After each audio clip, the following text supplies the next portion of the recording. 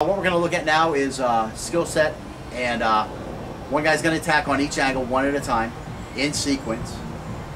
Meanwhile, the other guy will defend without a weapon, and he's going to avoid the attack using movement while performing the X block.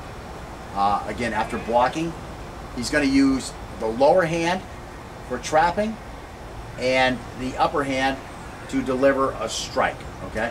And then we're going to switch this around. So again, you can find out which hands work best for you in which way. So let's get started on that. Okay, and we're going to go slow. We're just going to start off slow for the student. And again, what I do, if I'm doing it fast, like I say, I can't explain. I don't know what I'm going to do when I'm going to do it fast. Yeah, it might look mostly like one type of thing or another, but again, I'm trying to do these drills for you and for the student so that you can get a hang of what's going on if you're following along with a qualified instructor, or if you are a qualified instructor. Okay, so let's see. All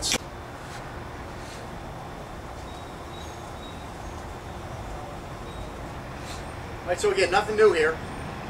We're just zone one, defending here. The only difference is that this is going to come out here too, as of course we move off of his fighting style.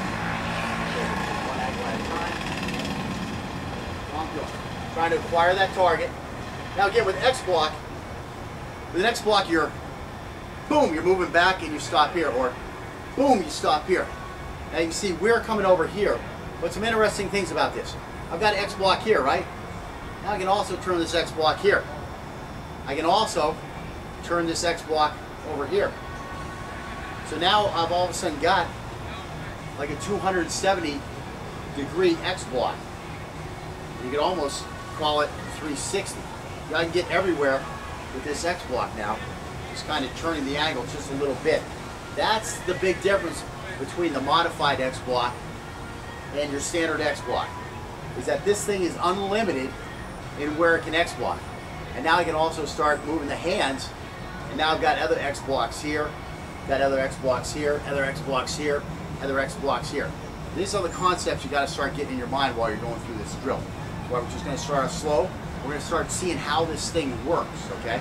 We're trying to work with something we've never worked with before, so we're going to take it slow. Of course, I've worked with it before, but the way I work with it, I don't want to go and show you that, because you're going to try to put that in your toolbox when you need to, again, form a foundation first.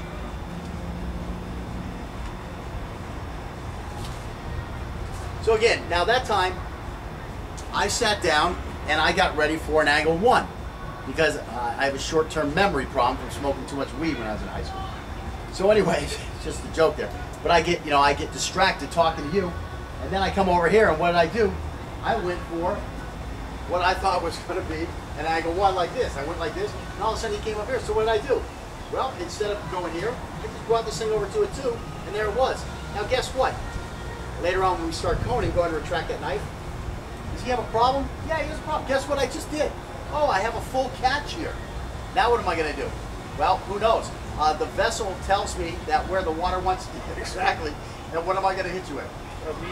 No, it's going to be a headbutt. Yeah. I would dive in with a headbutt right now and smash his face with my head. And then I would push this thing off to the side. And then he would have all kinds of problems. But again, what happened? The trap, which is a block is a trap if you let it linger for a second. And now it turned into a catch. So I've got this catch. Well, guess what? He's pulling me in. So isn't he giving me the momentum for the headbutt? Yes, he certainly is. He's pulling my head in. So all I got to do is now jump at him, and boom, I got a beautiful headbutt in there. And again, did we work on headbutt when we were doing checking? Yeah, we even worked on the headbutt there. So these are skills you've already acquired. So again, I'm quickly aggressing again, you know, which I always do. I've already let the cat out of the bag, kind of. But that's where we're going. And there you can see how it worked. All of a sudden, I was like shocked. Oh my God, a two is coming at me. I'm in the wrong spot. What? Boom. That's how this thing works. It just moves around if you've used it a little bit.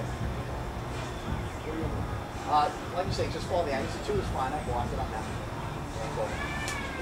So again, here's my X, and it's just on the side. I'm blocking here.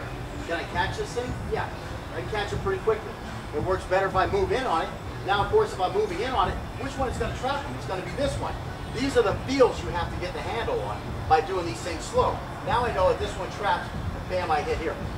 So we're gonna start this from the beginning again, just to show you, because of course I always have this problem of aggressing, and I forgot that I'm supposed to be trapping with my lower hand and striking with my upper hand. So just nice and slow on angle 1. And again, I kind of came up with both hands this time. This is my lower hand. So I'm going to push it down and going to strike with my upper hand. And again, just the fingertips or the top of the palm to the forehead. And an angle 2. So here I am here. Now look what I've done. This came out as a 2. That's the only way it could come out. Now I should be trapping with this hand, but because we're trapping with the lower hand, I'm going to push this to the side here and come in here and strike there. Just keep it nice and slow like that. Okay, there you go. Now this one's an easy one. I've got this trap. Of course, this isn't the best trap in the world, so I have to kind of think about how am I going to trap this better. Well, he's probably going to go back with it, so I'm going to have to just lean on top of it this way. Boom, there's my strike there. Now I had to come here, and this had to be a 3. So I use this as a 3. I just went here, I just turned the X this way. So now the X is here. So now I got a big trap problem again, because this hand doesn't trap right here. So how am I going to trap this? Well, again, he's probably going to pull it back. I'm just going to lean on top of it, and here I am. Bam, there's my strike. And again, like with all the drills, is this the proper way you would do this drill against these attacks? Depends on what you like. Of course, it depends. That's the thing. I can't say no. Is it the way I would do most of these attacks? No, these aren't the way I would do most of these attacks. Again, we're working a drill to let you start seeing the variations or work variations and feel variations out.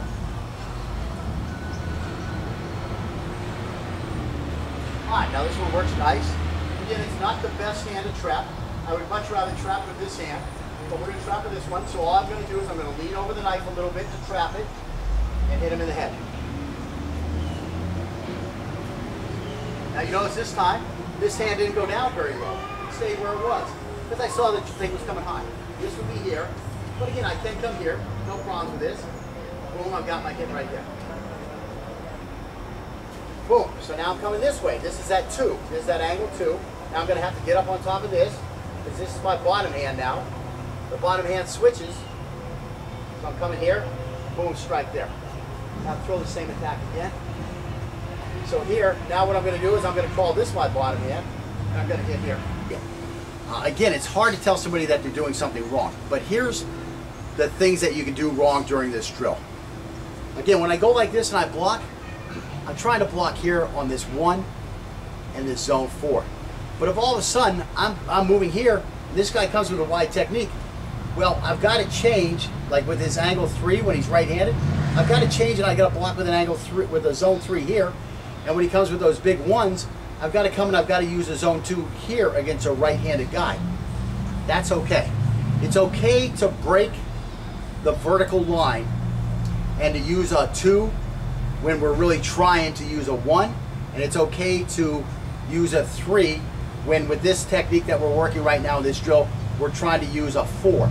Okay? It's okay to break the vertical line between the zones. The line you can't break while you're doing these drills, and the thing that I have a hard time with, because my hands want to go all over the place, is that I can't break the horizontal line. So I can't all of a sudden use this hand to block down here while I'm striking up here. I can't use all of a sudden this hand just to come over here and block where I'm trying to come this way, and then I see the knife coming in that way. I can't all of a sudden use this hand to come here. I can't have both hands in the same side of the horizontal line simultaneously. So that's the one thing you have to work on in this drill. So if you're going to have a problem, that's what you're going to have a problem with, is you're going to be breaking the zones.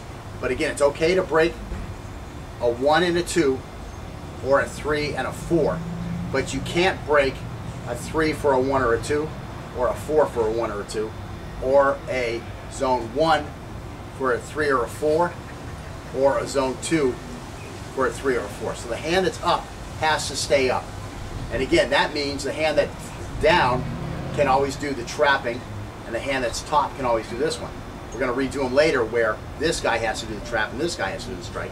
So again, we're getting a lot of reps, as we always do.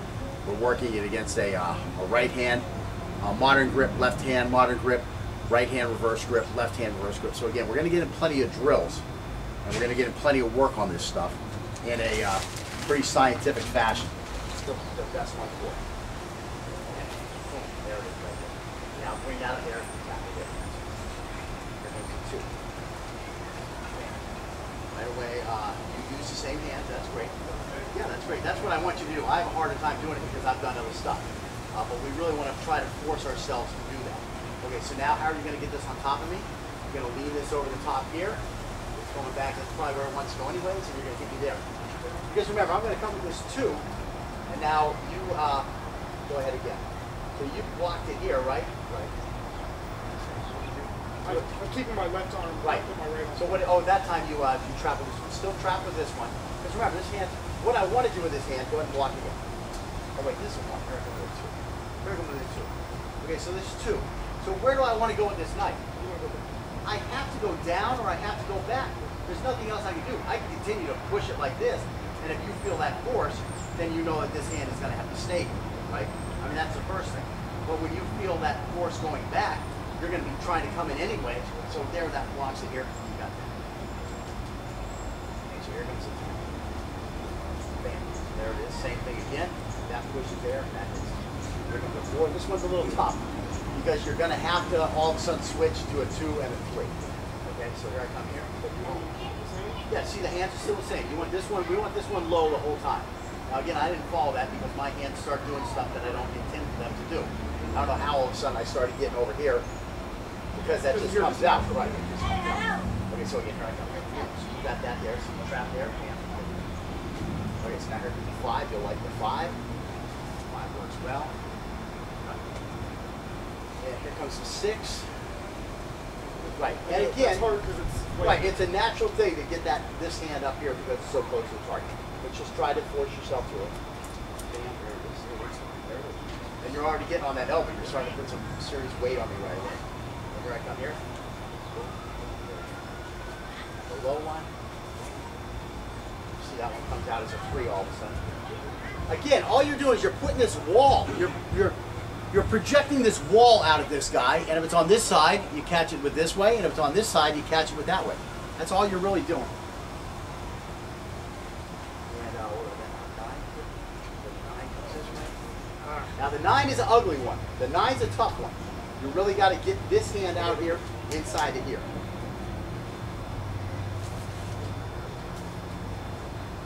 The 10. As we go on, will you find other ways to deal with this? Yes. Is it working perfectly for this drill right now? No. Why? This is a drill. We're just trying to acquire a skill, okay? The skill doesn't always work in every single thing, but in the end, when this concept just learns to flow and fill the vessel, then you'll make your adjustment. 12. And again, that's not supposed to work that way, but it works. You know, you're making it work. Okay, but you got to go this way. This is one I got to kind of avoid. I'm going to top it. And that came the tubes. So here. This one's here. So again, this is my low one. So I'm going to trap here and go.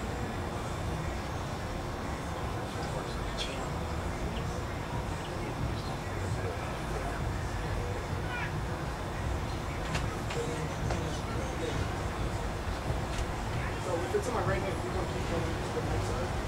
Well, we're doing a 1 right now, so I'm going here. Okay. But unfortunately, sometimes it doesn't go where we want, and then we just turn this thing this way. I'm not thinking of this as a 1. I'm thinking of it just as the X. Right, I'm going to do it again with the 2. Yeah, probably. Probably. I don't even know. Look at my drill. Here. This guy's here.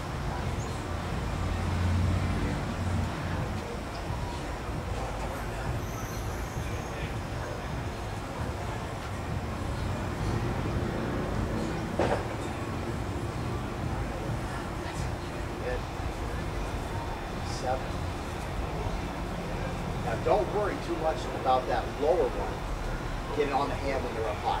Just leave it down low. Just use that hand only, and then you're going to have to swivel around the trap. 7. And even that's That's what I want. That's what I You want. want to do more of the trap. Right. So Scotty's been leaning the elbow on a lot of things. And then what he was doing there was, I told him he had his elbow a little too high because now it's all unprotected down here. So I told him just stay here. So then he stayed here when we redid the attack to the 7, but then he wanted to still bring his elbow up. And I said, no, that's too long of a motion. Just whip the hand around this way and come down. And again, that's where there's no ABC to this thing. It's, you have to come up with new letters. That's the only description I really can come up with. And that's what's so amazing about this particular technique, is you will invent new letters as you're going.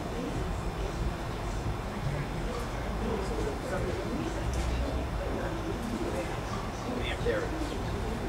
And again, I would be retracting this knife. So I'm here, now I'm retracting it. See how well that works if you'd have moved in. If you fill that gap that you know is going to be there. Now do it again and fill the gap. See how that works? So that works better. And again, that's the water concept behind this. You can't teach water as a technique. It has to be a concept. There's just too many variations. That's what I'm trying to say. That's a problem with these guys who stay in a Taekwondo class the whole time. They stay with Kuk Sul Wan the whole time. They stay with Wing Chun the whole time. They stay with BJJ the whole time. They just start following the steps and learning the techniques of their system, and they never have the chance to really explore the water. I have a guy who's been studying for what, we've been 4 months now? 3 or 4 months? He's on water concepts, okay? In other systems, that shit doesn't come until you have to get to be a black belt first, because all a black belt means is you have mastered the basics. That's all it means. Water concepts are advanced techniques. So that's the difference with this system and other systems, is we get you to the water much faster, which is where you really have to be a true martial artist. Believe me, Miyamoto Musashi wasn't throwing A, B, C, D techniques, okay? Bruce Lee wasn't throwing A, B, C, D techniques. Muhammad Ali wasn't throwing A, B, C, D techniques. Who was really a great boxer? A guy considered really a great boxer was Michael Spinks, the first light heavyweight to beat a heavyweight.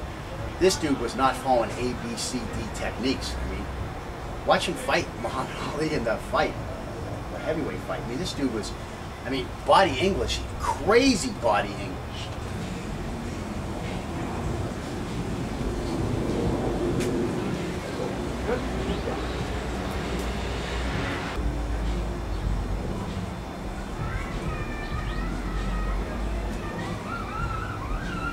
Catch on the other one. Catch here. The 2 on that. Start from 1.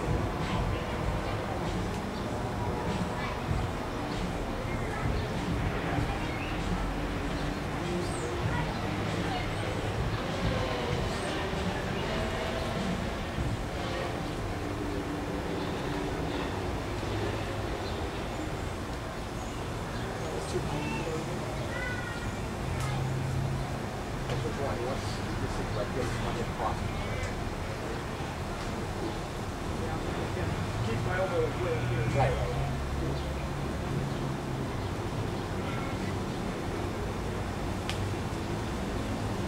You also realize that you keep your hands like down here now, dude?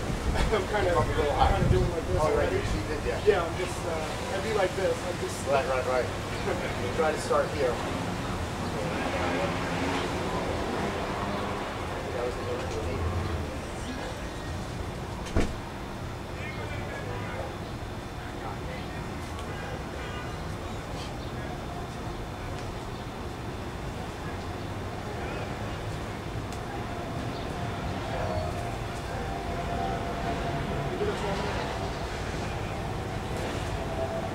Let's see, I'm switching to 12 of them.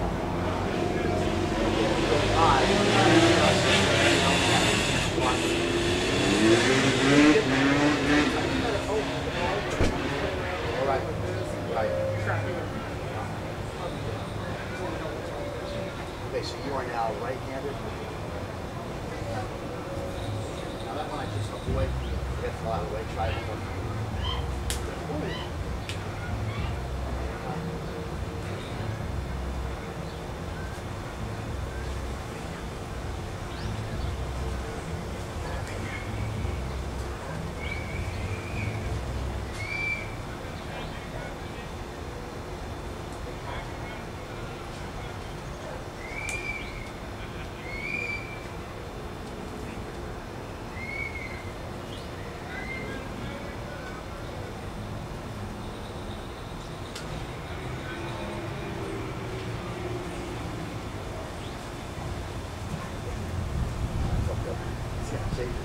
changing the thing. I'm not keeping one on top, one on the bottom.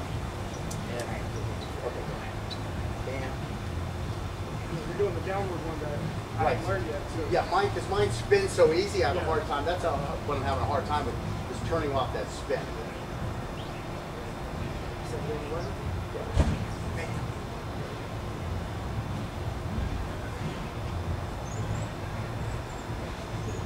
It's easy for me because that's the only thing I learned. Yeah. And again, the thing I'm having the hardest time with in this drill is turning off the 360 while I'm doing the technique. That's what I'm having a hard time with. I'm trying to do everything just like this, to meet everything just like this. I have a hard time with it because I want to use all these other X's that I have. And that's the only thing I'm having a hard time with, is trying to come up with a standard response. That's the hardest thing for me, is to use a standard response. For Scotty, it's working a little better. That's good. But really, we want to break that.